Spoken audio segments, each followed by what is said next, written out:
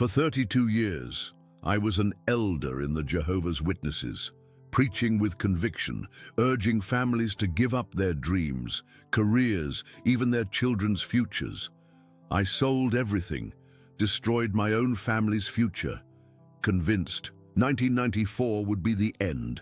But when the world didn't end, I discovered a truth they never wanted you to know. My name is David Harrison, and I need to tell you something that's been eating at my soul for the past 15 years. I'm 67 years old now, living in a small apartment in Kansas, and every morning when I wake up, I'm reminded of the biggest mistake of my life. Not a mistake I made in a moment of weakness or anger, but a mistake that spanned 3 decades of blind faith and absolute devotion to what I believed was God's only true organization on earth.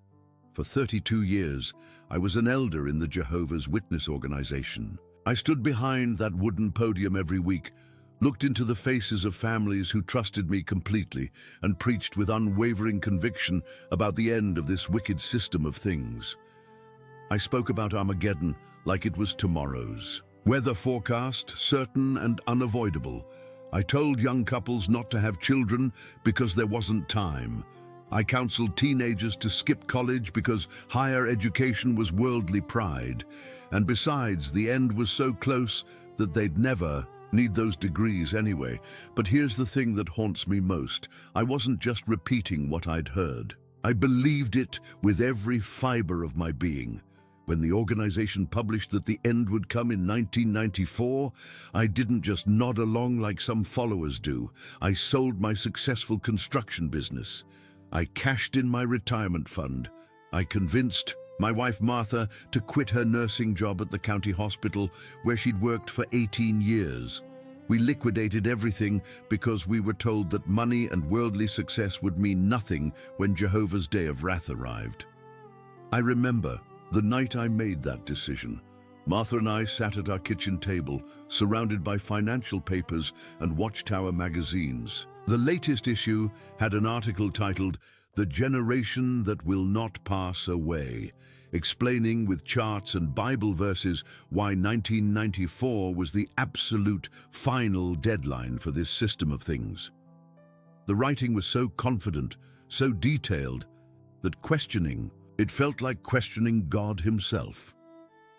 Martha looked at me with those trusting brown eyes and said, "David, if the society says it's time to simplify our lives completely, then that's what we should do. You're an elder. You know better than I do what Jehovah wants." That trust in her voice still breaks my heart today.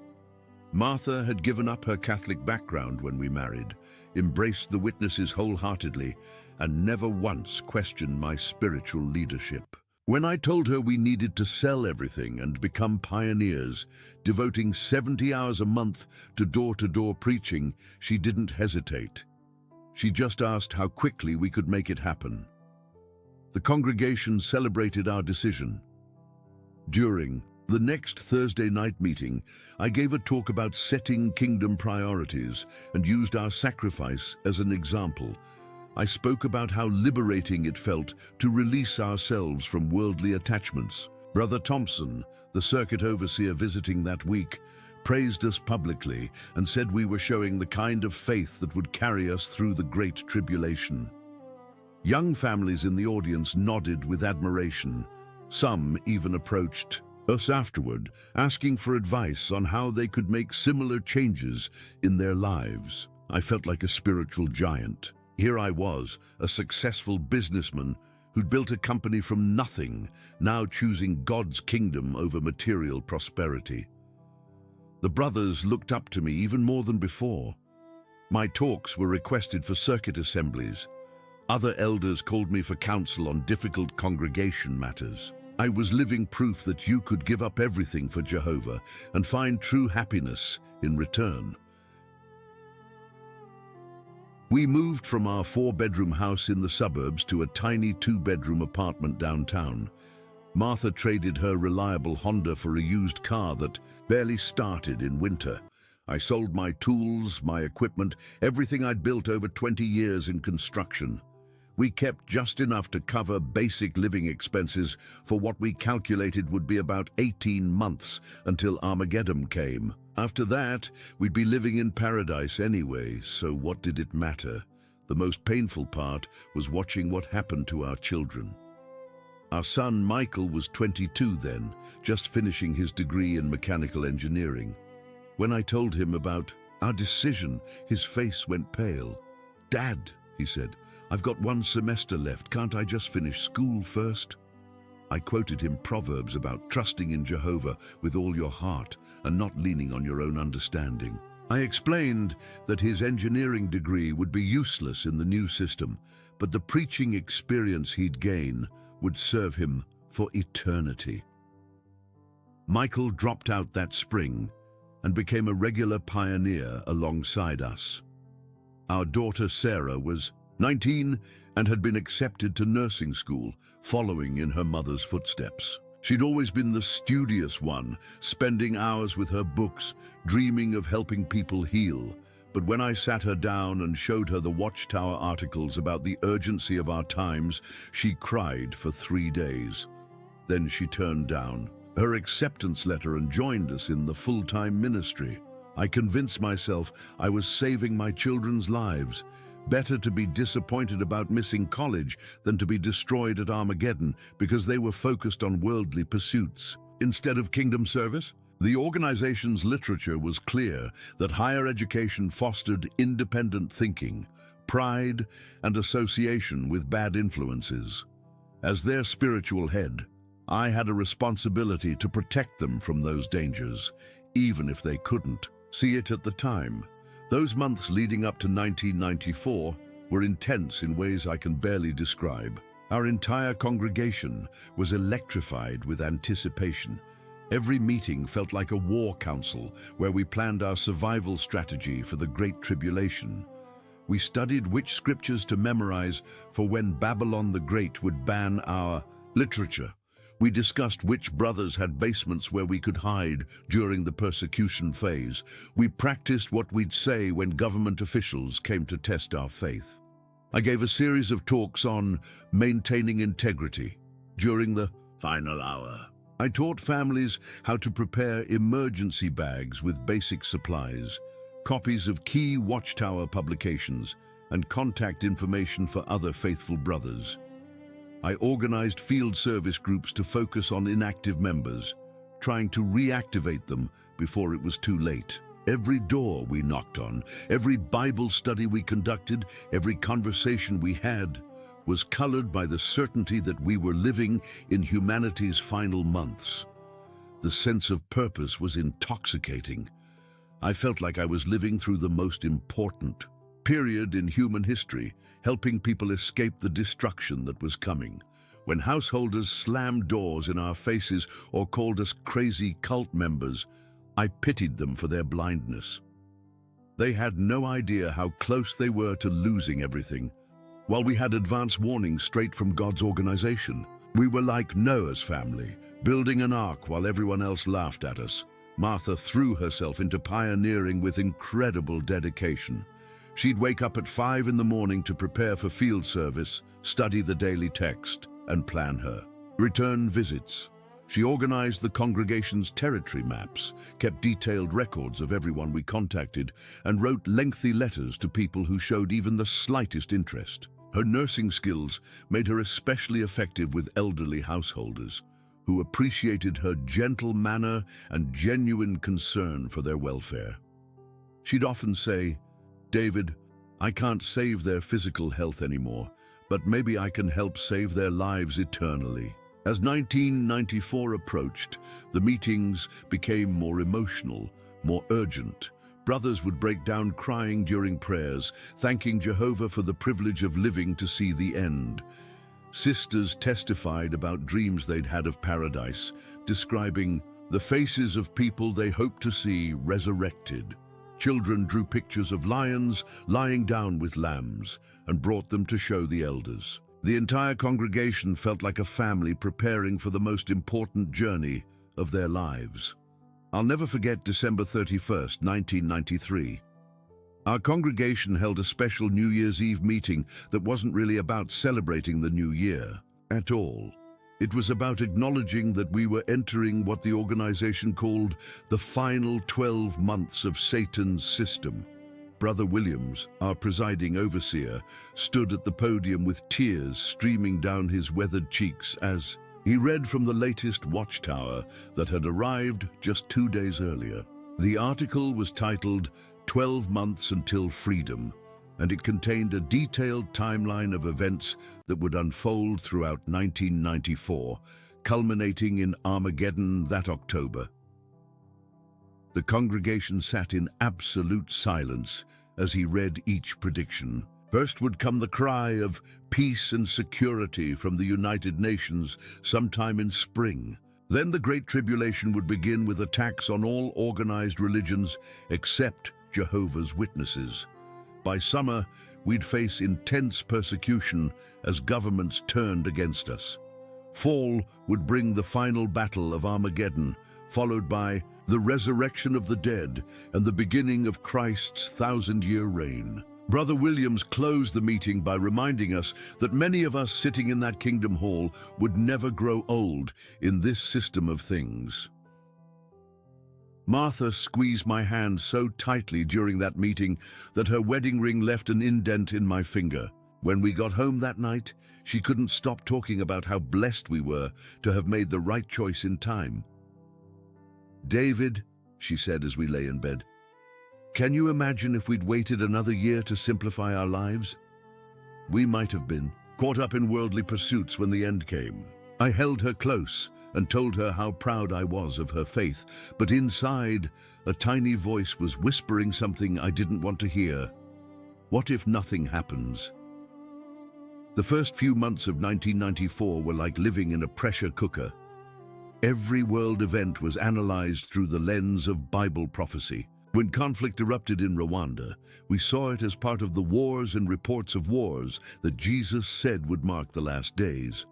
When there were earthquakes in California and flooding in the Midwest, we pointed to these as fulfillment of Luke chapter 21. Every news broadcast became a confirmation that we were living in the final moments of human history under Satan's rule. I threw myself into my elder duties with unprecedented intensity. I conducted judicial committee meetings with brothers who'd been caught in what the organization called worldly thinking, doubting the nearness of the end or making plans beyond 1994. I counseled young people who were secretly applying to colleges, warning them that they were showing lack of faith in Jehovah's promises. I disfellowshipped a sister who had started a small business, explaining that she was demonstrating more trust in this dying system than in God's kingdom.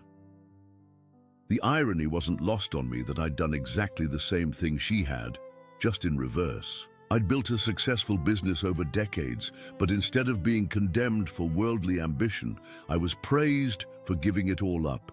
The difference was timing. When I had started my construction company in the early 70s, the organization hadn't yet specified exactly when the end would come.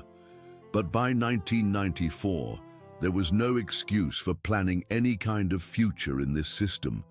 Our field service became increasingly desperate. We weren't just offering Bible studies anymore, we were warning people about their imminent destruction. I remember one particularly difficult morning when I knocked on the door of the Peterson family. Jim Peterson was a decent man who worked 2 jobs to support his wife and 3 young children. He'd always been polite during our previous visits, but had never shown interest in the truth. That morning, I looked him in the eye and told him that his children would not survive the year unless he accepted a Bible study immediately. The look of horror on his face still haunts me. He said, "Mr. Harrison, you're telling me that God is going to kill my babies because I go to the Lutheran church instead of yours." I quoted Revelation chapter 19 about the birds eating the flesh of kings and mighty men after Armageddon, explaining that only baptized Jehovah's Witnesses would survive. His wife appeared behind him holding their youngest child, a little girl who couldn't have been more than 2 years old. "Please," I said, Don't let pride keep you from saving your family's lives. They slammed the door, but I could hear Mrs. Peterson crying inside. I felt terrible about frightening them, but I convinced myself that fear might be the only thing that could motivate them to accept the truth before it was too late. The organization's literature was clear that we were living in a time when people needed to be shocked out of their complacency. Gentle persuasion was a luxury we could no longer afford. By spring, when the predicted peace and security announcement hadn't materialized from the United Nations, some brothers began asking quiet questions. I was approached after meetings by concerned congregation members who wondered if perhaps the timeline wasn't as precise as we'd been led to believe. I quoted them scriptures about how a day was like 1,000 years to Jehovah, reminding them that God's timetable wasn't necessarily aligned with human calendars, but privately I was starting to feel the first cracks in my absolute certainty. Summer brought new challenges. Michael, my son who had dropped out of engineering school, was becoming increasingly depressed. He'd applied to work with several pioneer brothers who had construction businesses, thinking he could use his partial training while staying in full-time ministry.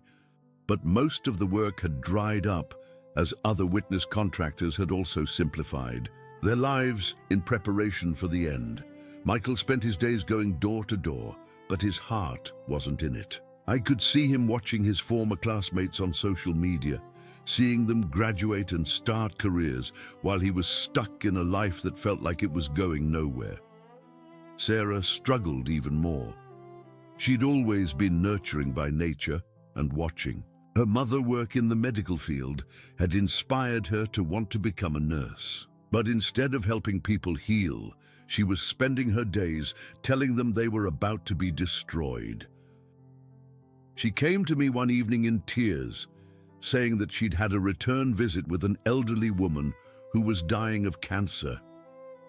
"Dad," she sobbed, "Mrs. Graham asked me to pray with her about her healing, and all I could think to talk about was how she won't have cancer in paradise if she becomes one of Jehovah's Witnesses. But she's dying now, today, and I couldn't offer her any comfort for what she's going through right now." I counseled Sarah about keeping an eternal perspective, reminding her that temporary suffering in this system was insignificant compared to the everlasting life that awaited those who remained faithful. But seeing my daughter's anguish made me realize how cold our message had become. We weren't really helping people anymore. We were just counting down the days until everyone except us would be eliminated. The pressure in our congregation reached a breaking point in August when Brother Martinez, a longtime elder, stood up during the Watchtower study and asked a question that sent shockwaves through the Kingdom Hall. The paragraph being discussed talked about maintaining faith during the final months, and Brother Martinez raised his hand and said, "What if October comes and goes and nothing happens? What then?" The silence that followed was deafening. You could literally hear people breathing. Brother Williams handled the disruption by explaining that such questions showed a lack of faith and were exactly the kind of thinking that Satan used to weaken God's people in the last days. He reminded the congregation that Noah's neighbors probably asked similar questions right up until the floodwaters started rising. Brother Martinez wasn't invited to give any more talks after that, and within a month he'd moved his family to another state. Word spread quietly that he'd been marked as spiritually dangerous, but his question lodged itself in my mind like a splinter. What would happen if nothing happened? We'd sold everything. We'd given up careers, education, savings, security. We'd convinced our children to sacrifice their futures. We'd terrified our neighbors with predictions of their imminent death. What would we do if October 31st came and the sun rose on November 1st, just like it had every other day for thousands of years? The final months of 1994 were almost unbearable. Every meeting felt like a funeral where everyone was pretending the deceased person was still alive. Brothers gave talks about maintaining joy and confidence, but their voices shook and their hands trembled. Sisters testified about their eager anticipation of paradise, but their smiles looked forced and their eyes seemed hollow. Children who had been drawing pictures of lions and lambs now sat quietly during meetings, sensing the tension, even if they didn't understand what was causing it. I started having nightmares about standing in front of the congregation on November 1st, trying to explain why we were all still there. In my dreams, the faces of all the people I'd counseled to give up their educations and careers stared at me accusingly. Jim Peterson was there too, asking me what I was going to tell his children about why God had decided not to kill them after. All you know what breaks my heart most as I share this with you, I'm probably not the first person to tell you a story like this. If you've watched other videos about people leaving the Jehovah's Witness organization, you've heard similar accounts of lives destroyed by false predictions. But each story represents real families, real people who trusted completely and lost everything.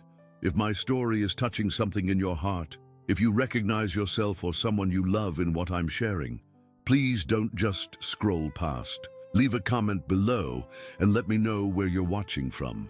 Tell me if you've lived through something similar, or if you're still trying to figure out how to help someone who's trapped in this cycle of false promises and manufactured urgency. Your stories matter just as much as mine does, and sometimes sharing them is the first step toward healing. October arrived like a death sentence. Not the death sentence we'd been expecting for the world, but for our faith, our certainty, and everything we'd built our lives around. The leaves were turning golden and red outside our apartment windows, and every morning I woke up counting down the days until what I'd been told would be the most important moment in human history. 28 days, 27 days, 26 days. Each sunrise brought us closer to either vindication or complete devastation, and I found myself praying desperately that I wouldn't have to find out which one it would be. The congregation meetings that month were surreal experiences that I still have trouble processing. Brother Williams continued conducting them as if everything was normal, but there was an underlying hysteria that you could feel in every prayer, every song, every comment from the audience.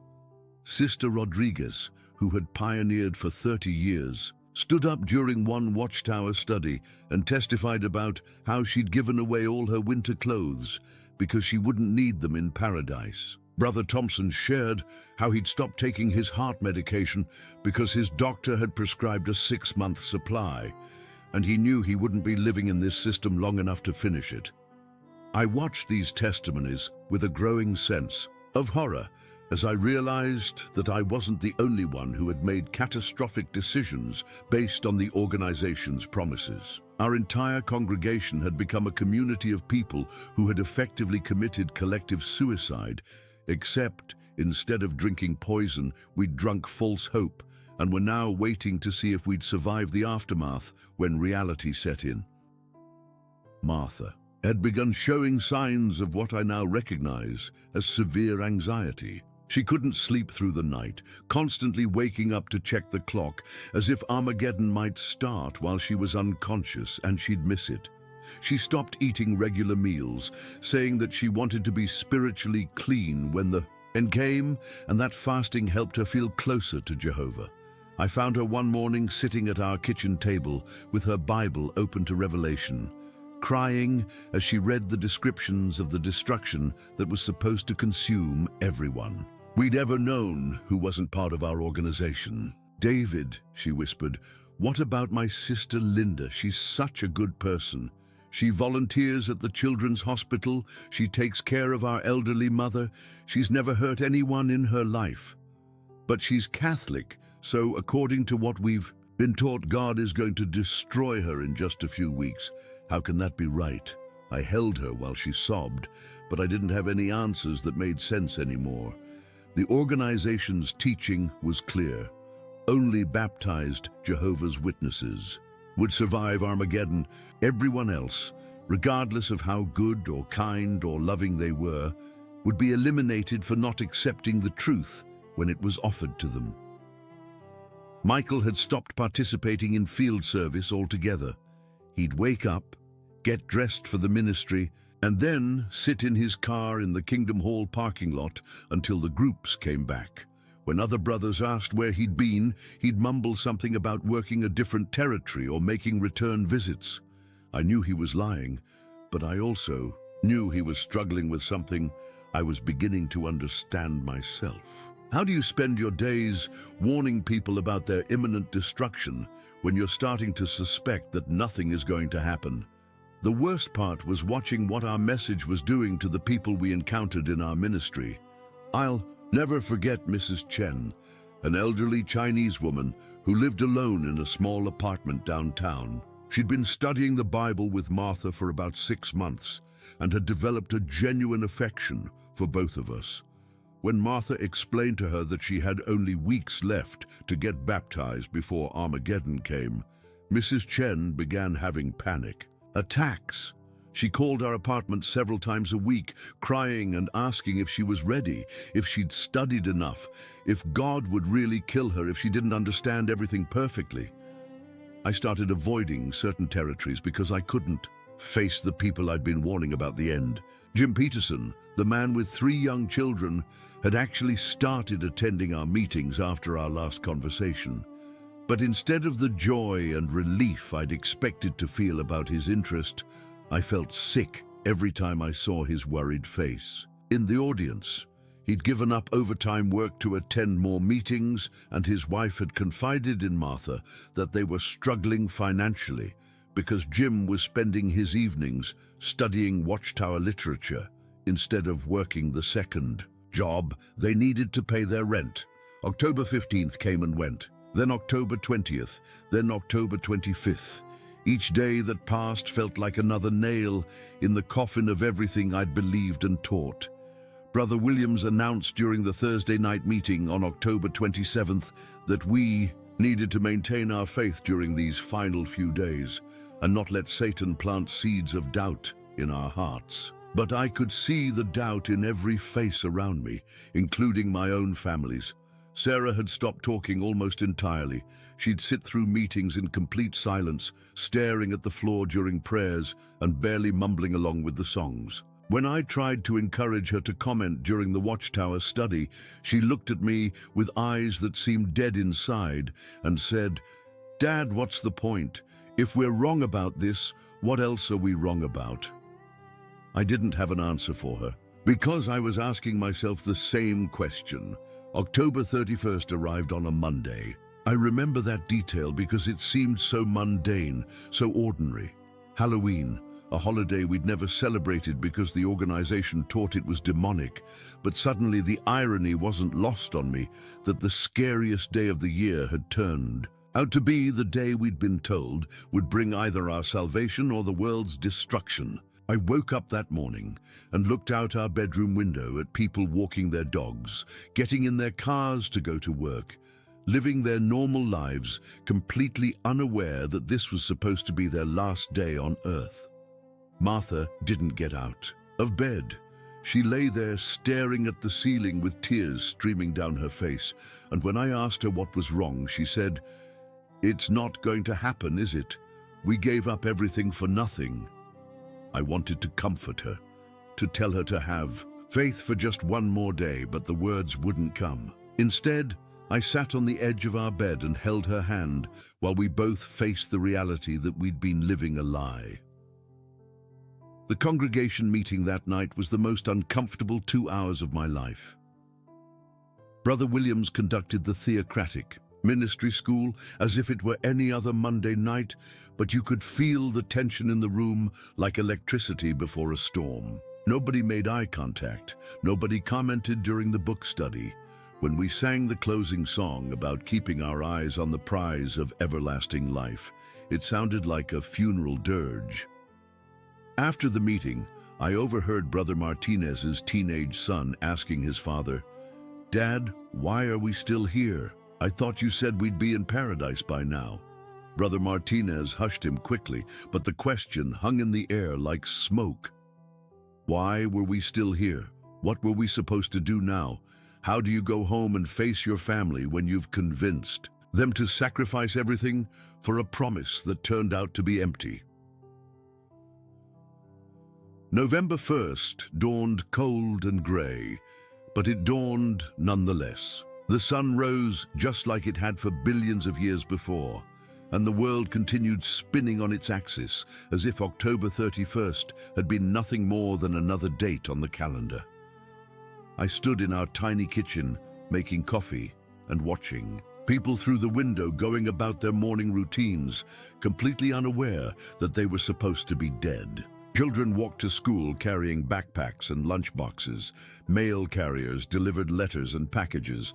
Life went on exactly as it always had, except for us. The phone started ringing early that morning. Sister Rodriguez called sobbing, asking what she was supposed to do about the winter clothes she'd given away. Brother Thompson called to ask if he should refill his heart medication or if maybe Armageddon was just delayed by a few days. Mrs. Chen called asking Martha if she needed to get baptized immediately or if there was still time to study more. Each conversation was more heartbreaking than the last, and I found myself giving answers I didn't believe to questions I couldn't really answer. That first week of November was like living in a collective state of shock. The organization issued a new Watchtower article titled "Maintaining Faith When Understanding is Adjusted," that basically said we had been overeager in our expectations and that God's timetable wasn't the same as human calendars. They introduced the concept of overlapping generations to explain why the generation that Jesus said would not pass away hadn't actually passed away yet, even though most of the people who were alive in 1914 were now dead. I read that article 3 times, trying to make sense of the logic, but it felt like watching someone try to explain why 2 + 2 = 5. The mathematical gymnastics required to maintain the organization's credibility was staggering, and I realized that this wasn't the first time they'd had to perform this kind of theological contortion act.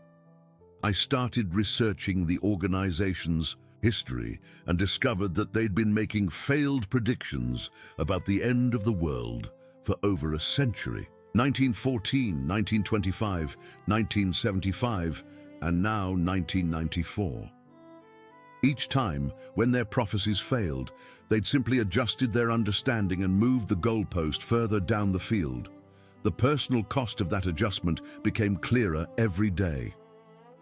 Michael fell into a deep depression that lasted for months. He'd given up his engineering degree with only 1 semester left, and when he tried to re-enroll in school, he discovered that his credits had expired and he'd have to start over. The job market for someone with incomplete technical training was virtually non-existent, and he ended up working minimum wage retail jobs while watching his former classmates start successful careers in their chosen fields. Sarah's struggle was even more heartbreaking to witness. She'd turned down her acceptance to nursing school, and when she tried to reapply the following year, she found that the program was highly competitive and she'd lost her place. The admissions committee was sympathetic but firm. She'd need to retake prerequisite courses and reapply, which would delay her career by at least 3 years. The young woman who had once been so excited about helping people heal was now working as a cashier at a grocery store, watching other young women her age pursue the dreams she'd been convinced to abandon. The financial devastation was total.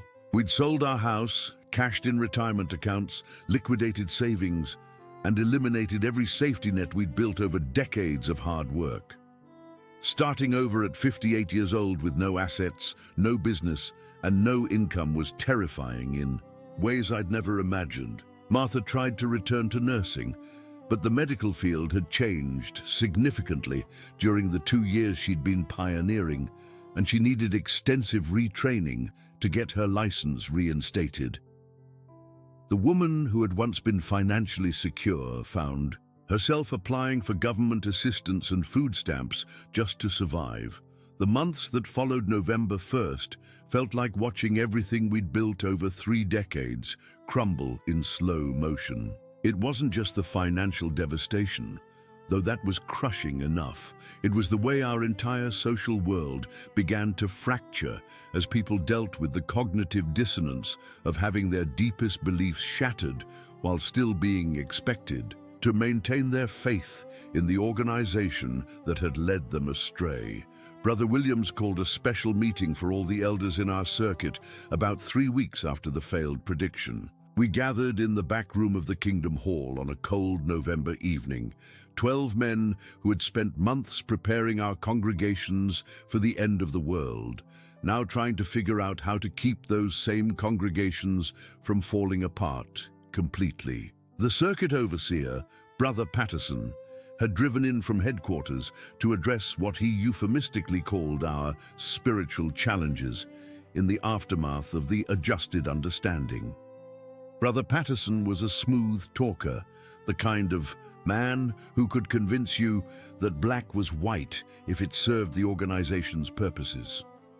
He opened the meeting by reminding us that doubt was a tool Satan used to destroy God's people, and that our job as shepherds was to strengthen the faith of those who were struggling rather than allow ourselves to be infected by their questioning. He quoted scriptures about how God's thoughts were higher than our thoughts and how we needed to trust in Jehovah's organization even when we didn't understand the reasons for certain adjustments in our understanding. But then Brother Martinez, who hadn't been invited to give talks since his August question, but was still technically an elder, raised his hand and said something that changed the entire tone of the meeting. Brother Patterson, I've been researching our organization's history, and I've discovered that we've been making failed predictions about the end of the world for over 100 years.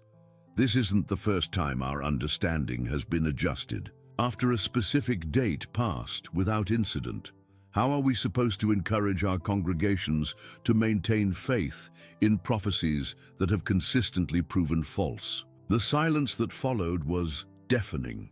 You could see the other elders shifting uncomfortably in their chairs, torn between their loyalty to the organization and their growing awareness that Brother Martinez was raising legitimate questions that deserved honest answers. Brother Patterson's face flushed red, and he responded with what I now recognize as classic cult manipulation tactics.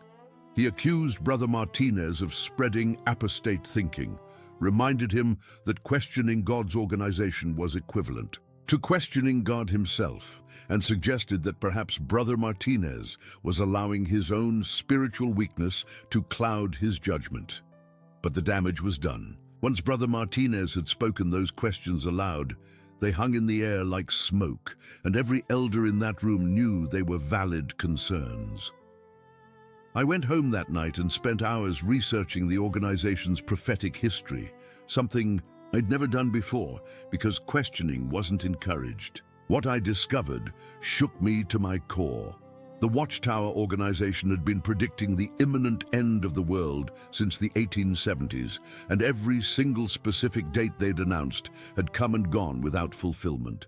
Charles Taze Russell, the organization's founder, had taught that Christ would return invisibly in 1874 and that the world would end in 1914. When 1914 passed, they adjusted their understanding and said, that's when Christ's invisible presence began and the last days started. They predicted the end would come in 1925, then made vague predictions about 1975, and now we'd just lived through another failed prophecy in 1994. The pattern was clear.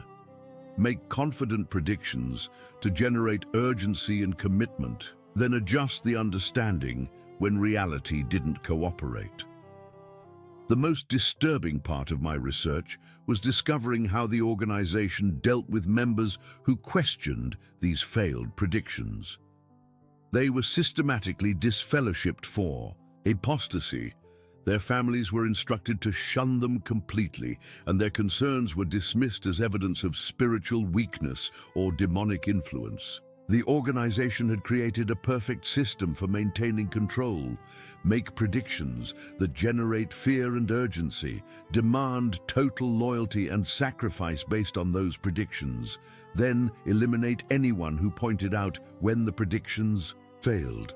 Meanwhile, the human cost of the 1994 failure was becoming increasingly apparent in our congregation. The Peterson family, who had started attending meetings after I'd warned them about their children's imminent destruction, stopped coming entirely.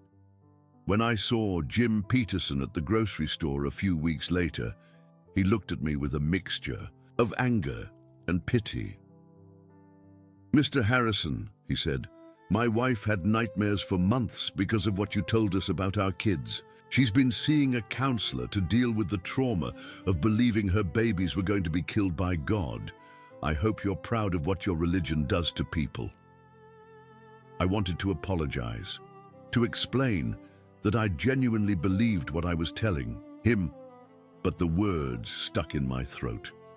How do you apologize for terrorizing someone's family with false prophecies? How do you explain that you were just as much a victim of the deception as they were? I walked away from that encounter feeling like I had blood on my hands, and I began to understand that my role as an elder hadn't made me a shepherd protecting the flock. It had made me a recruiter for a system that manipulated people's deepest fears about death and judgment. Martha's mental health deteriorated rapidly during this period. She blamed herself for trusting the organization's promises, for giving up her nursing career, for supporting my decision to sell everything we'd worked for. She'd wake up in the middle of the night crying, sometimes screaming, reliving the moment, when she realized that November 1st had come and gone with no Armageddon. She developed what I now know were panic attacks, sudden episodes where she couldn't breathe and was convinced she was dying. The doctor prescribed anti-anxiety medication, but Martha was reluctant to take it because the organization discouraged reliance on psychiatric drugs, viewing them as evidence of spiritual weakness. Our marriage began to suffer under the strain of our shared trauma and financial desperation. We'd gone from being a respected elders' family with a comfortable middle-class lifestyle to being broke, desperate, and spiritually confused in less than a year. Martha took a job cleaning office buildings at night to help make ends meet, work that was physically demanding and paid barely above minimum wage. I found employment with a contractor who knew about my background in construction, but I was starting over as a laborer at nearly 60 years old, doing work that men half my age found challenging. The worst part was watching our children struggle with the realization that their parents had led them astray. Michael began drinking heavily, something that would have resulted in immediate disfellowshipping if the elders had discovered it. He'd come home from his retail job and sit in his room with a bottle, staring at the wall and occasionally muttering things like, "I could have been an engineer by now," or 3.5 years of college down the drain. Sarah developed an eating disorder, restricting her food intake as a way of maintaining control when everything else in her life felt chaotic and uncertain. Both of our children began asking questions that I couldn't answer honestly without undermining what remained of my faith. Sarah wanted to know why God would allow his organization to make false prophecies if he was really directing it. Michael asked why we weren't allowed to question the organization's teachings if we were supposed to be searching for truth. They'd been raised to believe that doubting the organization was equivalent to doubting God, but now they were experiencing firsthand the consequences of blind faith in human leaders who claimed divine authority. The breaking point came in February of 1995 when the Watchtower published an article titled "A Time to Keep Silent" that essentially forbade any discussion of the failed 1994 prediction. The article stated that dwelling on past expectations that hadn't been fulfilled was evidence of spiritual immaturity, and that faithful Christians should focus on the future rather than analyzing past disappointments. Anyone who continued to Raise questions about the organization's prophetic failures would be viewed as causing divisions and could face disciplinary action. I read that article 3 times, feeling my blood pressure rise with each paragraph. Here was an organization that had convinced thousands of people to sacrifice their educations, careers, homes, and savings based on a specific prophetic claim. And now they were telling us that even discussing the failure of that prophecy was spiritually dangerous. They were demanding that we pretend it had never happened, that we move forward with unchanged faith, as if November 1st, 1994 hadn't exposed the fundamental dishonesty of their prophetic system. That's when I realized I couldn't continue serving as an elder. I couldn't stand in front of the congregation and encourage people to trust an organization that had just proven itself completely unreliable in the most dramatic way possible. I couldn't counsel young people to avoid higher education when my own children were suffering because they'd followed that counsel. I couldn't disfellowship people for questioning teachings when I was beginning to question everything myself. I submitted my letter of resignation from the elder body on a Tuesday morning in March, citing personal circumstances that made it impossible for me to continue serving. Brother Williams asked to meet with me privately, and during that conversation, he made it clear that my resignation was being viewed as evidence of spiritual weakness and possible apostasy. He warned me that if I shared my doubts with other congregation members, I would face a judicial committee and likely be disfellowshipped. The threat was clear. Keep your mouth shut and continue pretending everything is fine, or lose your family, your friends, and your entire social support system. It was the same threat that had kept thousands of Jehovah's Witnesses silent about their doubts for over a century. The organization maintained control not through the strength of its teachings, but through the fear of what would happen to those who questioned them. But I was 59 years old, financially ruined, emotionally devastated, and spiritually betrayed. I'd already lost almost everything that mattered to me. The threat of losing the rest didn't have the power over me that it might have had if I'd still believed the organization represented God's will on earth. For the first time in 3 decades, I began to consider the possibility that the biggest mistake of my life hadn't been trusting the wrong organization, but trusting any organization to speak for God in the first place.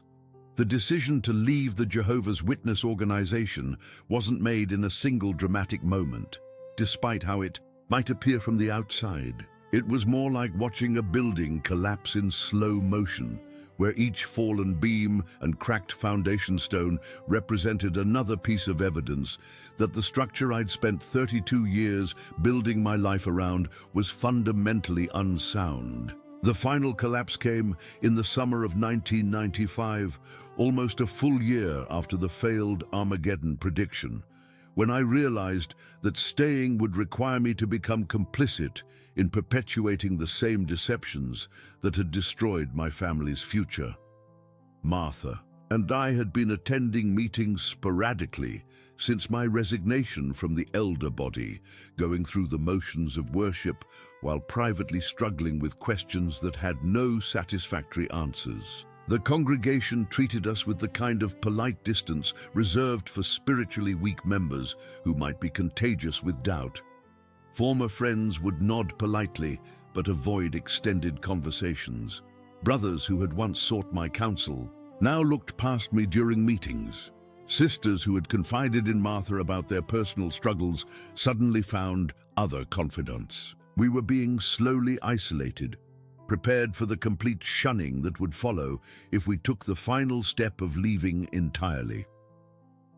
The catalyst for our final decision came during a circuit assembly in July, where the visiting speaker gave a talk titled "Loyalty to God's Organization in Times of Testing." He spoke for 45 minutes about the importance of maintaining faith even when God's people didn't understand his ways, using examples from biblical history where God's chosen people had been tested through apparent delays in his promises. He never mentioned the failed 1994 prediction directly, but everyone in the audience knew exactly what he was addressing.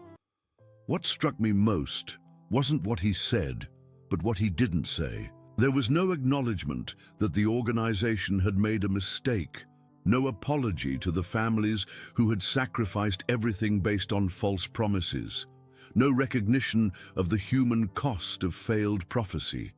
Instead, there was only the implication that anyone who struggled with faith after being deceived was spiritually deficient. The victims of the organization's false teaching were being blamed for their lack of trust in future false teachings. I looked around the assembly hall at the faces of people I'd known for decades, many of whom I knew were struggling with the same doubts and financial devastation that we were experiencing. I saw the Hendersons, who had sold their farm and were now living in a trailer, trying to figure out how to survive retirement without the land that had been their security. I saw the Kowalski family, whose teenage son had dropped out of high school to pioneer and was now working at a fast food restaurant because he had no marketable skills. I saw dozens of families whose lives had been derailed by the same false promise that had destroyed ours. And they were all sitting in respectful silence, pretending that everything was fine.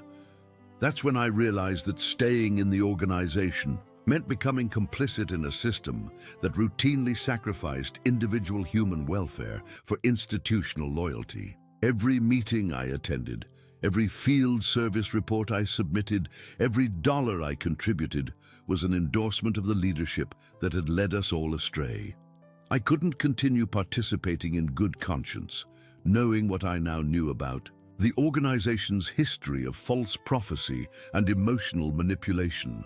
Martha and I had that conversation on the drive home from the assembly, sitting in our old car as rain streaked the windshield and traffic crawled along the interstate. "David," she said quietly, "I can't keep pretending that everything is okay. I can't keep going to meetings and acting like we weren't lied to. I can't keep associating with people who think we're spiritually weak for having normal human reactions. To being deceived." Her voice broke as she continued, "I need to be able to talk about what happened to us without being treated like I'm spreading poison." I reached over and took her hand, feeling the calluses she'd developed from her night cleaning job, physical evidence of how far we'd fallen from our former comfortable life. "I know," I said. "I've been thinking the same thing. But you understand what this means, don't you? If we leave, we lose everyone. Michael and Sarah will be pressured to shun us. Your sister Linda, who you've missed so much, might not even want to reconnect after all these years. We'll be starting over completely at 60 years old, with no community, no support system, nothing." Martha was quiet for several miles before she responded. "David, we've already lost everything that really mattered. Our children's futures, our financial security, our peace of mind, our trust in our own judgment. What we have left isn't community or support system. It's a group of people who will only accept us if we pretend that being lied to was actually a blessing from God. That's not friendship, that's not love. That's just mutual enabling of a shared delusion." We stopped attending meetings in August of 1995. We didn't make a formal announcement or write a letter of disassociation. We simply stopped going, hoping that a quiet fade would minimize the disruption to our relationships with our children and the few friends who might be sympathetic to our situation. But the Jehovah's Witness organization doesn't allow for quiet departures. When we missed 3 weeks of meetings, Brother Williams and another elder showed up at our apartment for what they called a shepherding visit. The conversation that followed was surreal in its dishonesty. They asked about our spiritual health and whether we were struggling with doubts, but it was clear that they weren't interested in honest answers. When I tried to explain our concerns about the organization's prophetic failures, they interrupted with warnings about the dangers of independent thinking. When Martha mentioned her struggles with depression and anxiety following the failed prediction, they suggested that her problems were spiritual rather than psychological, and recommended increased meeting attendance and field service. Brother Williams finally got to the real purpose of their visit when he asked directly whether we still believed that the Watchtower organization was God's sole channel of communication on earth. I looked at this man who had stood behind the podium month after month, confidently proclaiming that the end would come in 1994, and I realized that he was asking me to validate the authority of the same system that had made him unwittingly complicit in deceiving hundreds of people. No, I said simply, I don't believe that anymore. I can't believe that God would use an organization that consistently makes false prophecies to speak for him. I can't believe that a loving God would demand that people sacrifice their children's education and their own financial security based on predictions that turn out to be wrong. I can't believe that questioning obvious inconsistencies is equivalent to rebelling against God. The silence that followed lasted for what felt like several minutes. Then Brother Williams said, "David, you realize that what you're saying constitutes apostasy. If you continue to express these views, we'll have no choice but to form a judicial committee." I nodded and told him I understood.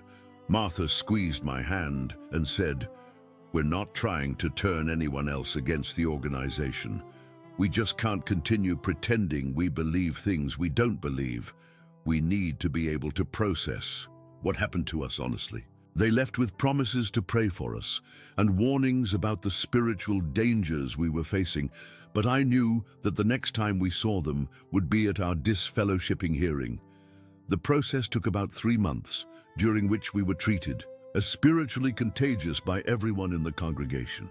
Michael and Sarah were pressured to limit their contact with us, and we could see the strain it was putting on them as they tried to balance loyalty to their parents with loyalty to the organization they'd been raised in. The Judicial Committee meeting took place on a cold November evening, almost exactly 1 year after the failed Armageddon prediction. 3 elders from neighboring congregations questioned us about our beliefs and our intentions regarding the organization. They asked whether we were repentant for our apostasy and whether we were willing to submit to the organization's authority again. When we said no, they announced that we would be disfellowshipped for apostasy and warned us that continuing to spread our doubts could result in legal action. The announcement was made at the next Thursday night meeting. David and Martha Harrison are no longer one of Jehovah's Witnesses. With those words, we lost not just our membership in the organization, but our social identities, our community connections, and our relationships with most of the people we'd known for 3 decades. Friends we'd vacationed with, shared meals with, celebrated with during happier times, now crossed the street to avoid acknowledging our existence. Michael struggled the most with our disfellowshipping. He was 26 years old, working minimum wage jobs, and still living at home because he couldn't afford his own apartment after giving up his engineering career. The organization's shunning policy put him in an impossible position. He could maintain a relationship with his parents and face potential discipline from the congregation, or he could obey the organization's rules and cut off contact with the people who had raised him and loved him unconditionally. Sarah made her choice more quickly. She moved out of our apartment and into shared housing with other young witnesses, following the organization's guidance about not living with disfellowshipped family members. She left a note saying that she loved us but couldn't disobey Jehovah's organization, and that she would pray that we would come to our senses and return to the truth. Reading that note was like experiencing a death in the family, except the person you're mourning is still alive and choosing to treat you as if you're dead. The first year after our disfellowshipping was the darkest period of my life. Martha fell into a severe depression that required hospitalization and months of therapy. I struggled with guilt, wondering whether I'd been selfish in prioritizing my own intellectual honesty over maintaining relationships with my children. We had no friends, no social support, and no community connections outside the organization we'd left. Some days, the isolation was so complete that we'd go weeks without meaningful conversations with anyone except each other. But slowly, gradually, we began to rebuild our lives on a foundation of honesty rather than manufactured certainty. Martha returned to nursing after completing a refresher program and found deep satisfaction in actually helping people heal, rather than just promising them they'd be healed in an imaginary paradise. I started a small handyman business using the construction skills I'd developed over decades to provide real, tangible value to customers who paid me fairly for honest work. Most importantly, we began to develop relationships with people who accepted us for who we were, rather than what we believed. Our neighbors, who had watched us go through our spiritual crisis with compassion rather than judgment, became genuine friends. Martha's supervisor at the hospital, a Catholic woman who had heard our story, offered support and understanding without trying to convert us to her own faith. Slowly, we learned what authentic community looked like when it wasn't based on shared ideology or fear of punishment for dissent.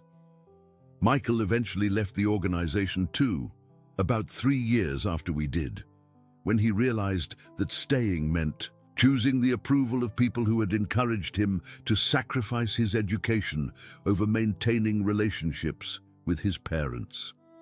He went back to school, finished his engineering degree, and now has a successful career that might never have been possible if he'd continued following the organization's counsel about avoiding higher education. Our relationship with him is closer now than it ever was when we shared the same religious beliefs. Sarah's journey took longer. She remained a faithful witness for almost 10 years after our disfellowshipping, marrying within the organization and having 2 children. But when her daughter began asking questions about why grandparents she'd never met weren't allowed to visit, Sarah started re-examining the teachings she'd accepted without question. She left the organization in 2005 and reconnected with us, bringing grandchildren we'd never thought we'd be able to know. Today, at 67, I can honestly say that leaving the Jehovah's Witness organization was the most difficult and most important decision of my adult life. It cost me everything I thought I valued: my position, my community, my certainty about the meaning and purpose of life. But it gave me back something infinitely more precious: my intellectual integrity, my authentic relationships, and my freedom to think, question, and grow without fear of punishment. If you're watching this and recognize yourself in my story, if you're struggling with doubts about an organization that demands unquestioning loyalty while consistently failing to deliver on its promises, I want you to know that you're not alone. There are thousands of us who have walked this path, who have chosen truth over comfort, authenticity over acceptance, freedom over security. The journey is difficult, but it's also liberating in ways you can't imagine while you're still trapped in systems that punish honest questions. Please share your own story in the comments below. Tell me where you're watching from, what brought you to this video, whether you've had similar experiences with religious organizations that demand everything and deliver nothing. Your story matters, and sharing it might be exactly what someone else needs to hear to find the courage to start their own journey toward freedom. Don't forget to subscribe to this channel if these stories resonate with you. There are so many of us with similar experiences, and together our voices can help others who are still trapped in systems that prioritize institutional loyalty over individual human welfare. Thank you for listening to my story, and remember, the truth really does set you free, even when it costs you everything you thought you wanted.